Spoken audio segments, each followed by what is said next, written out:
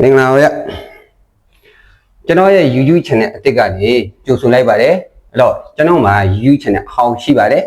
The Giving Shape ပေါ့နော်ကျွန်တော်ဒီပုံမှာပြထားတဲ့ဟာလေးပေါ့နော်အဲ့ဒီ channel လေးကတော့ဒါကျွန်တော်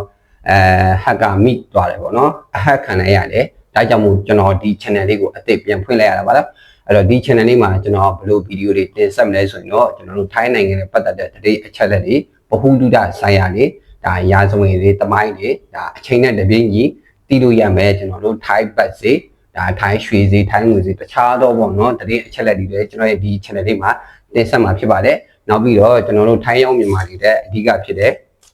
ထိုင်းထီပေါ့နော်ကန်ဆယ်တဲ့အခါ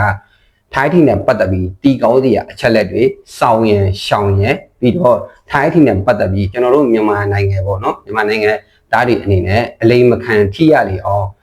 တခြားသောဗဟု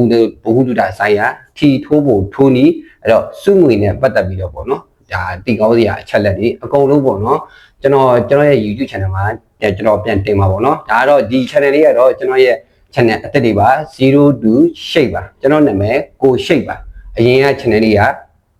အဟက်ခံထိလိုက်ရလို့ဒါကျွန်တော် channel အသစ်ပြန်ဖွင့်လိုက်ရတာပါအဲ့တော့ကျွန်တော်ရဲ့မိတ်ဆွေအဟောင်းပြန်မှာပေါ့နော်ဒီဗီဒီယိုလေးတွေ့ရင်ဒါကျွန်တော်ကို subscribe နဲ့ဆက်ပြီးတော့အားပေးလို့ရပါတယ်ဗျအဲ့တော့ကျွန်တော်ဗာဗီဒီယိုတင်မယ်ဆိုတော့ကျွန်တော်ပြောပြီးပေါ့နော်ရှေ့လျှောက်ကျွန်တော်အလှူနဲ့ပတ်သက်တဲ့ပုံစံမျိုးတွေလည်းကျွန်တော်ရဲ့ YouTube channel မှာတင်ပါပါတခြားသောသတင်းအချက်လက်တွေတခြားသောဗဟုသုတဆိုင်ရာတွေကျွန်တော်တင်ပါပါ